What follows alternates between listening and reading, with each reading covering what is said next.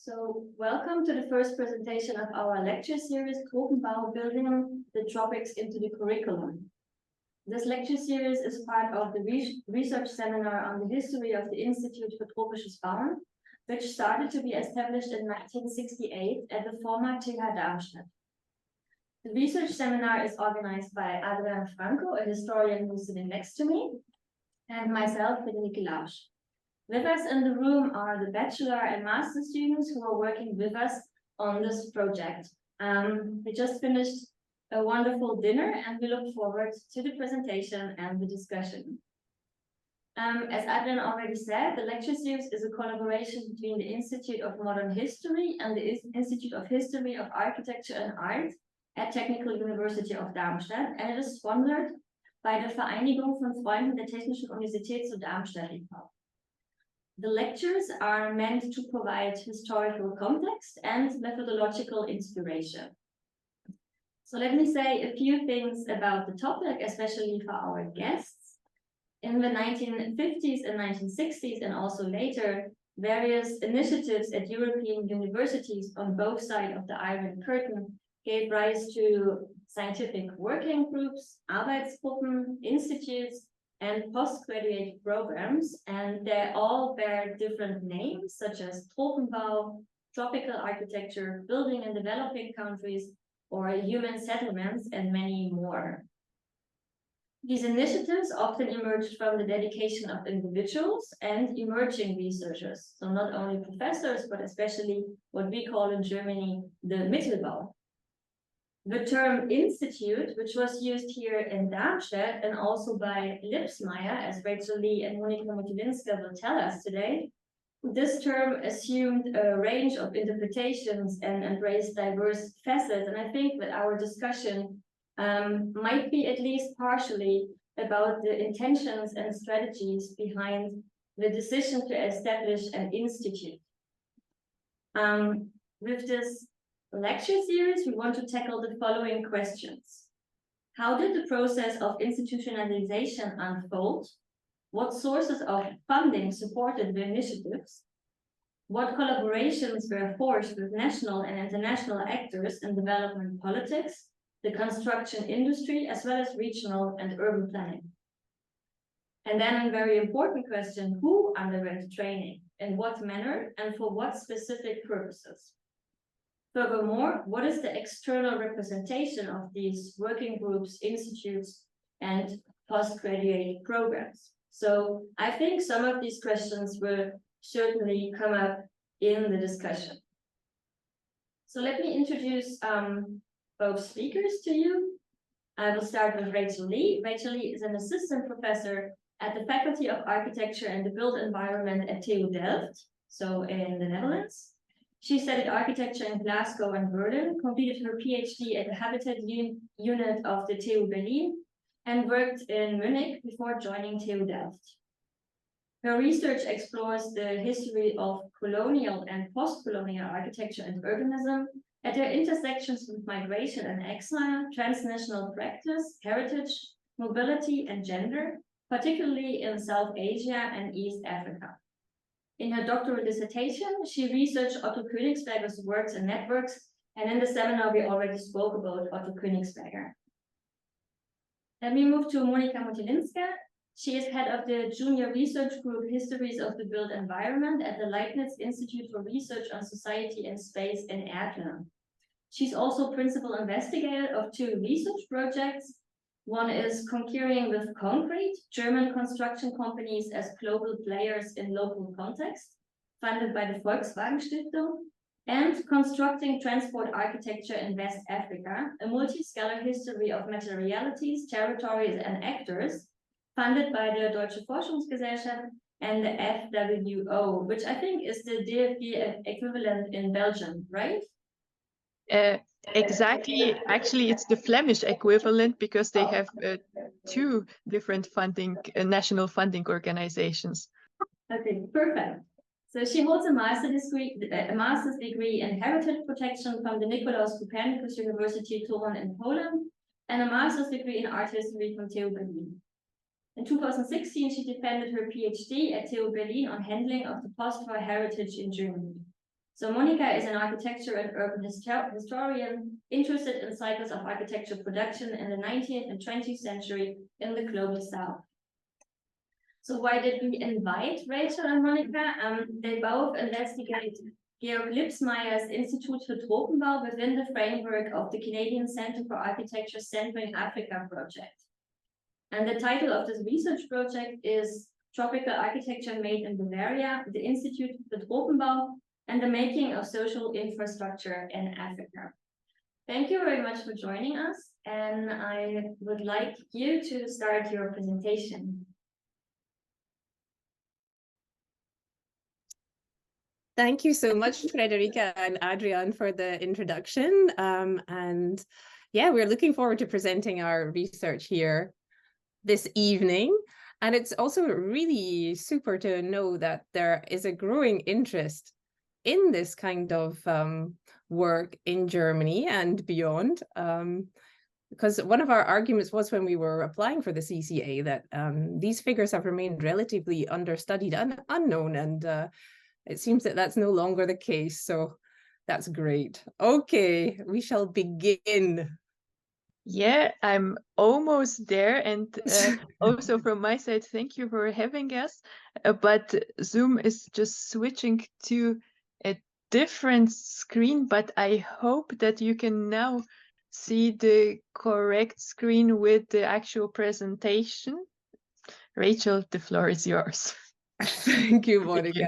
And also, maybe just before we start, I've noticed that somebody has joined the presentation now, and a person that was very key to our project.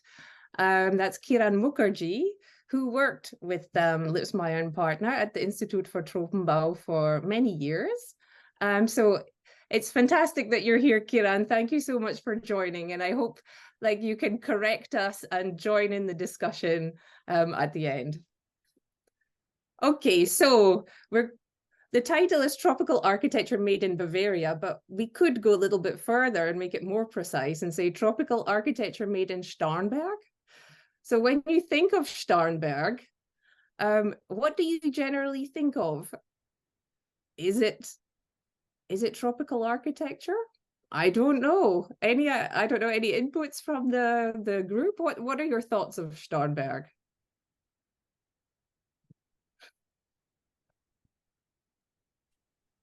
Has anybody been? Okay, huge villas, yes. I have personally never made it to Starnberg, unfortunately.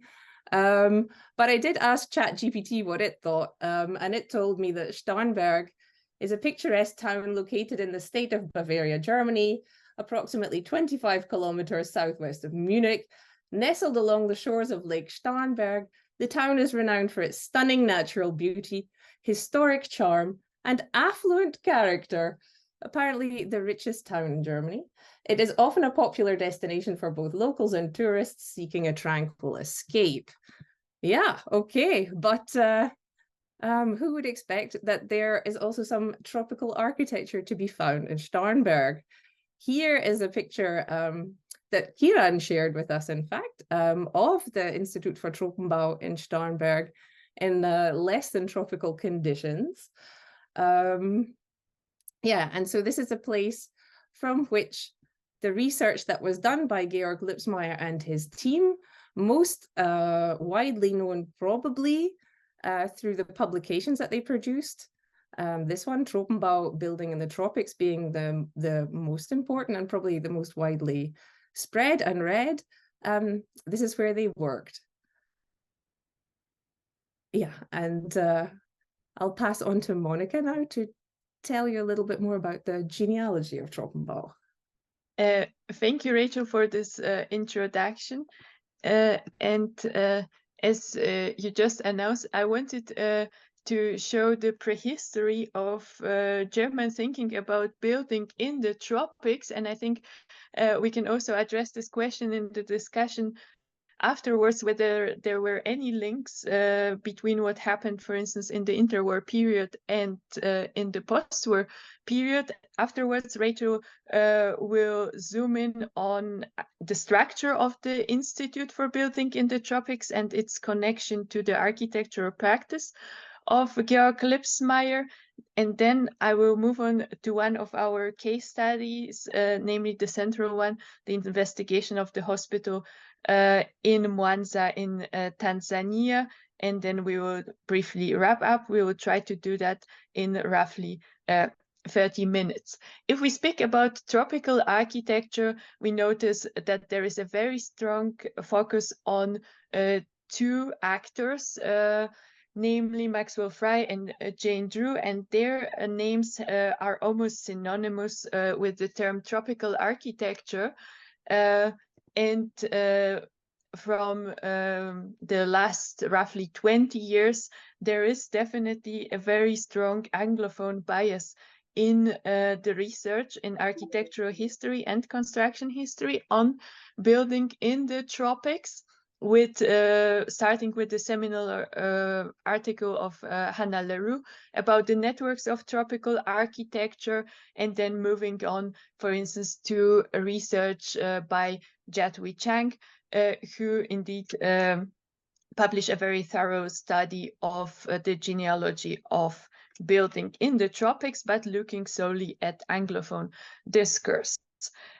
If we consider the question about expertise of building in so-called tropical regions in the German context, what obviously comes to mind because of the historical developments is the role of German colonial architecture, where we can also already find first manuals for building in the regions, or rather building in the colonies, then building in the tropics.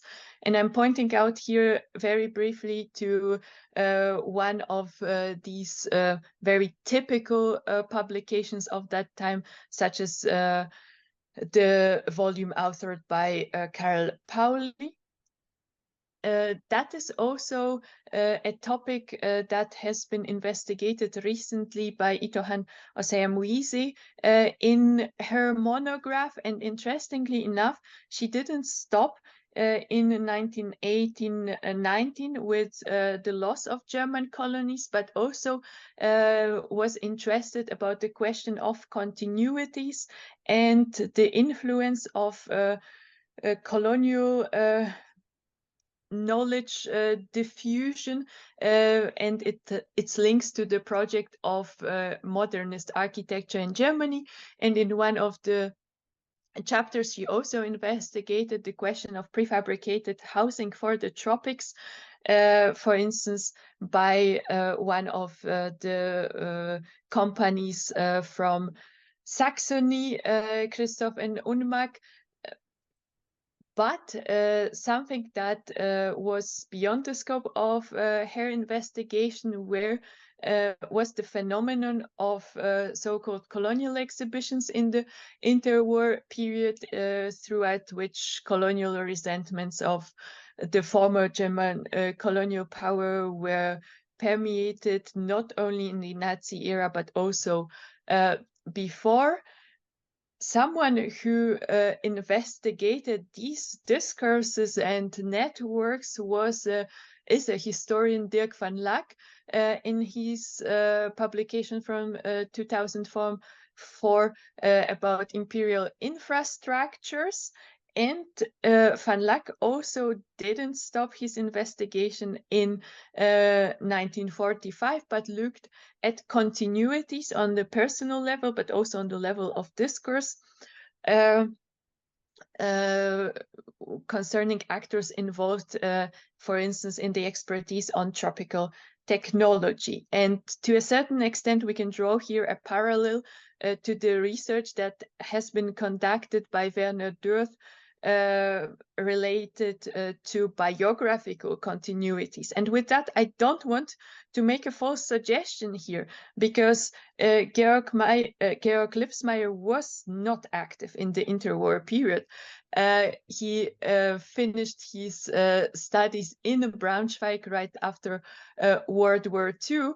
And it remains an open question to what extent he was really familiar with the discourse from the 1920s and 1930s. But I want to make a claim that there is a point in looking at these continuities, potential continuities, or at least considering certain normative assumptions that occurred in that discourse. And here I'm making a small detour to also trade fairs that were other platforms where discussions about building for the tropics and in the tropics were conducted, and I mean discussions at conferences accompanying these trade fairs, but also discussions between actors involved in the preparation of the trade fair. And here the most important hub for this kind of activity was the Spring Trade Fair in Leipzig. Interestingly enough, when we zoom in on the materials that were published as accompanying publications of this exhibition, we encounter an interesting definition of what the tropics are, which is supposedly a very neutral one, just focusing on the zone between certain geographical, how do you call it in English, Breitengrad? I'm just thinking in German. Help me out. Latitudes? Latitudes? Exactly, latitudes. But that is a definition that also came up in the publications of the IFD later on. So for the moment, I'm just making this link through the discourse in order to enable Rachel to say something about what is behind these cryptic names L+P and IFD.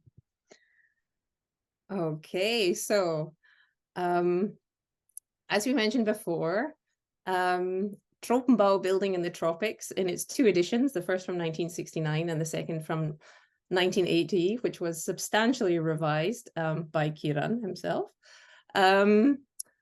are possibly the key works of Georg Lippsmeier in terms of contributing to the tropical architecture discourse.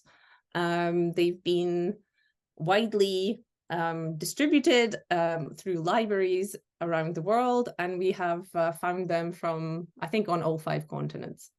We have evidence of them in libraries. It was Georg Lippsmeier whose name was on the book as the main author, and it was Georg Lippsmeier who founded both Lippsmeier+Partner, the architectural firm, and the Institut for Tropenbau, the research arm of the practice. And this is a collage that was made by a colleague there called Nejat Sulijman Passage. I think that was really horrible pronunciation, Kiran, please help. But yeah, so he made this in a sort of moment of fun in the office and shared it with the colleagues. And it portrays Georg Lippsmeier as an entrepreneurial architect, for sure, sitting on the wing of a plane with his briefcase under his arm, slightly worn shoes, and a very practical looking raincoat, maybe, in his other arm. And something in his pocket, a handkerchief, so also a kind of sort of, yeah, very formal standard of dress in this image at least. So it's in German, so I can maybe just try and read the German. We translated it into English, but he is saying, Lippsmeier, Kinder, Kinder, das hat wieder mal richtig gefluppt. Wie ist der Kontostand? Obwohl ich wegen Nebel statt in Paris in Fort Lamy gelandet bin, habe ich schnell umgebucht und über Johannesburg und Aden, Rawalpindi und Da Nang mitgenommen. Aus dem US-Kampfhubschrauber sieht man, dass dort nicht noch viel einfacher gebaut werden muss. Über den Pol flog ich zufällig neben Brezhnev, Touristenklasse, der sich wunderte, dass wir im Ostblock so wenig gebaut haben.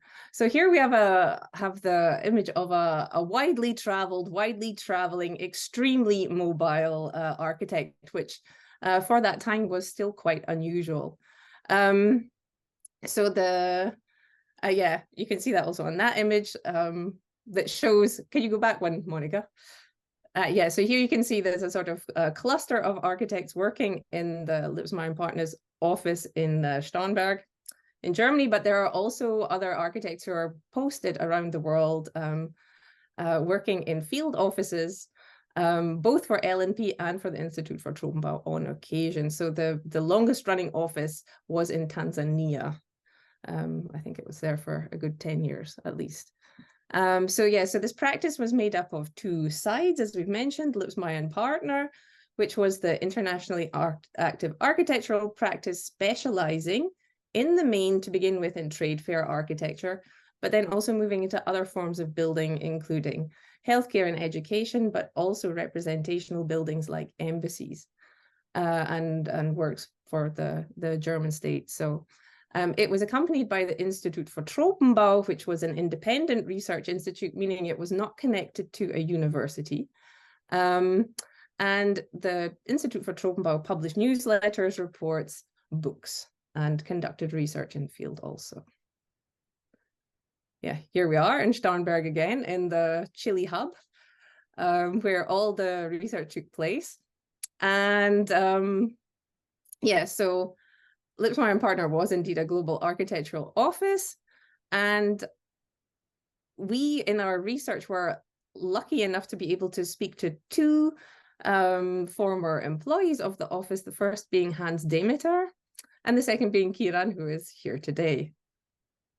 Hans Demeter was an architect who practiced broadly around the world, holding different, doing very different commissions in different parts of the world, starting in East Asia and then spending a lot of time in West Africa in the main, but also working in Tanzania. And he spent 25 years, I think, working for Lippsmeier+Partner abroad. And he can see here on his doorbell a picture that we took when we went to interview him shortly before he passed away in 2019. We were there. It says on his doorbell, Hans Demeter, architect for Tropenbau. So clearly it was a strong part of his identity.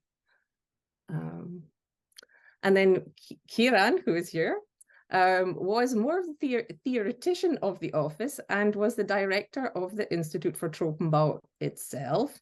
And there he worked on many research projects and was also responsible for, I would say, or we would maybe say, Monika, that the move towards the more appropriate technologies, as represented here in one of the drawings that he made. He also was responsible for the second edition, for the edits to the second edition of the Tropenbau book. So to begin with, Lippsmeier+Partner worked on trade fair architecture. And as you can see from this list, there was a lot of buildings built around the world, the first one being in South Africa, but you can also see here the Netherlands, Thailand, Austria, France, Canada, the US, Burma, Colombia, the USSR even, just to name a few from the list. This is an example from New Delhi, just to show you what kind of architecture we're talking about here with Lippsmeier+Partner. It's quite a technical approach, and also with a focus on structural expression. This one's from Khartoum from 1961. What else do we have? And from Ghana in 1967. See, here was some experimentation with blinds on the facade, and a much more whimsical design, we could almost say, for the German Industrial Exhibition in Sao Paulo. So the advantage of these kind of buildings was that they were built for a limited length of time, and so there was not a need to make sure that the standard of building was there, that it would last 20 years or 30 years, as may be the case in other situations. So it was a way of making good money quite quickly, I think. Aside from the trade fair architecture, Lippsmeier also started building up a practice in different forms of buildings. So here we have one of the first major commissions, which was the Heinrich Lübke Hospital in Diourbel in Senegal, which was an example of gift architecture, we could say, with funding from the German state. Other major works the railway station in Da Nang. We have the, what's it called? The engineering faculty in Dar es Salaam, and then a bank building in Lomé, and the hospital that we're going to look in Mwanza, as well as the, I've forgotten what it is, Monica, the radio station in, no, it's not the radio station, is it? It is. The printing press. The printing press. The printing press in, yeah, that is on the cover of the second edition. And yeah, so the trade fair architecture, as well as being a way of generating income, was also a place for networking. And one example that we are pretty sure of, because of Hannah Schreckenbach's own publications, was that when Georg Lippsmeier was in Ghana, in Accra, building the German pavilion in 1966-67, he met Hannah Schreckenbach, who was an architect working there at the Public Works Department. Hannah Schreckenbach also came from Magdeburg, where Lippsmeier was born. He was a little older than her, so it's unlikely that they knew each other in childhood, but they surely had a connection and met each other there. Hannah Schreckenbach spent 20 years in Ghana, finishing her career there with the publication of the book Construction Technology for a Tropical Developing Country, which we can also see as part of the same discourse on tropical architecture. And then later moving on to indeed work with Kiran Mukherjee with GATE, the German Appropriate Technology Exchange that was founded in 1982. They're both on the image on the right. Yeah, so the two editions of Tropenbau Building in the Tropics, the first one from 1969, and then republished in 1980. Yeah, the first one was self-funded. Shall we move on? And then, yeah, okay, so there was also other publications such as these reports, and a focus on social infrastructure or soziale Infrastruktur. So we could see that in the hospital buildings and the education buildings, but also an interest in technical infrastructure. This was a sort of secondary focus of the Institute for Tropenbau. And yes, there was also an involvement in diverse global research networks. These are all in the bibliography of Tropenbau, and some of them also were also real collaborations on research projects. There was a connection with Johannesburg that was quite strong at some point. As we mentioned before, there was a focus on hospitals, both in building them, but also on researching them, and extensive research was taken on hospital architecture across sub-Saharan Africa. Yeah, so the research findings were circulated in various ways. So not only through the Tropenbau book, but also through this newsletter that was issued from 1970 to 72 called Information, in German and in English. It's important to say that all of the publications, at least almost all of the publications, were bilingual. So as well as serving the German audience, there was also always an intention to reach a more international audience as well. So the information or information could be seen in relation to similar newsletter kind of publications from around the same era, if a bit earlier. So colonial building notes, which later became Overseas Building Notes, which was published by George Anthony Atkinson, who you may have studied. And then Jacqueline Turret issued the Tropical Housing and Planning Monthly Bulletin from 1955 to 57, which then became Ekistics from 1957 onwards. Yeah, so the information newsletters were important, but there were also reports on various aspects of building in the tropics. And yeah, as I probably mentioned already, there was a kind of an action research approach to the practice where experience in building social infrastructure projects in different contexts. So this is the hospital in Mwanza, also fed into the research of the practice through the Institute for Tropenbau, and ended up being published in the book Tropenbau. Again, we have the 2 editions. What was quite interesting to see, we did a little bit of quantitative research.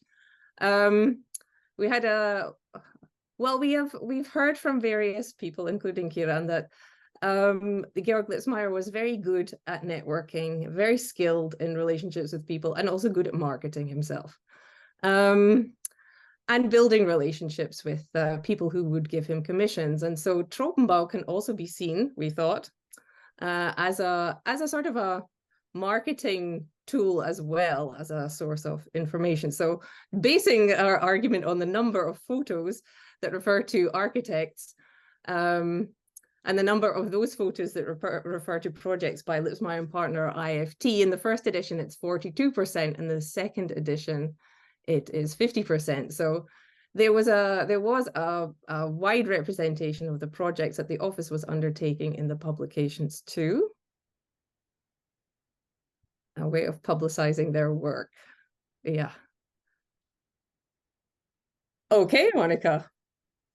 Thank you for this overview. And now I'm going to very briefly zoom in on our main case study and one of the most prominent projects by Lippsmeier and Partner. And as Rachel just mentioned, this was also one of the sites of empirical research that was the testing ground, so to say, for the report on microclimate in buildings. So here measurements were carried out that were the groundwork for the publication of the report. So we also see the very close link between the actual architectural practice and its results, and then the empirical research and based on that theory building. But Mwanza is a place that needs to be considered also within its links to German colonial history, as it was one of the westernmost outposts of the German colonial force until World War I, with just very few buildings, by the way, some of them still remaining from that era. Lippsmeier was tasked with designing and erecting a tertiary hospital there that was finished in 1971. And I don't know if you can read also the information on the plans, probably not, but what is interesting about this project of a large-scale hospital is that it combined the clinical function with the function of a teaching hospital. And interestingly enough, in the first design for the main slab, you can also see that, for instance, dormitories for students were also located initially at the top floors of that building. Here we see the schematic plan of the whole site, and the executed layout, and this modular structure was also quite crucial for the thinking of Lippsmeier and his collaboration partners about the hospital plan as something that can be adjusted to the needs of to the changing needs of local population. And in the case of the Bugando Hospital in Mwanza, we see that further extensions have indeed been erected, and architecturally they have very little to do with the style of the original building. However, they follow this principle of adding additional parts to the initial plans according to changing needs. Of course, we have to raise the question, whose heritage is that when we confront the current situation with, for instance, the captions of the slides from the Lippsmeier collection, where this hospital has been described as the German hospital. But nowadays, this link is definitely not visible there. On the contrary, it is considered to be legacy of the independence project in Tanzania. And funnily enough, when we went there with our co-author Arnold Mkoni and collaboration partner and interviewed the deputy director of the hospital, we were corrected by him as he insisted that this hospital was definitely not built by the Germans. It was funded by the missionaries, without mentioning the provenance of these missionaries, but was built by the Tanzanian state. So this would be just a very quick overview, but we can, of course, return to this example in the discussion. But I wanted to raise one final issue while trying to wrap up this a bit, because connected to the question of heritage is also the question of accessibility. As we very briefly mentioned, currently the library collection and the archival collection of the Institute for Building in the Tropics is hosted by the Canadian Centre for Architecture, the CCA, that also initiated this project on centering Africa after acquiring the collection, and does also a lot to make it available.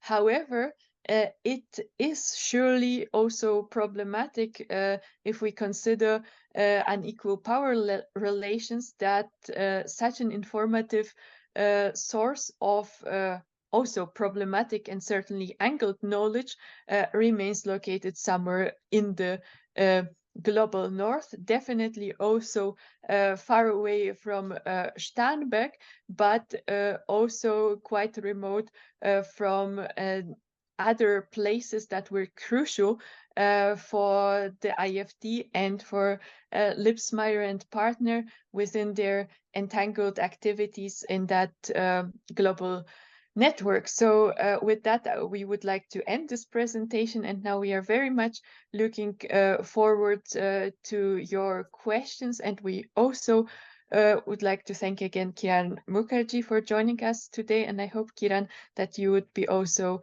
open to answering questions.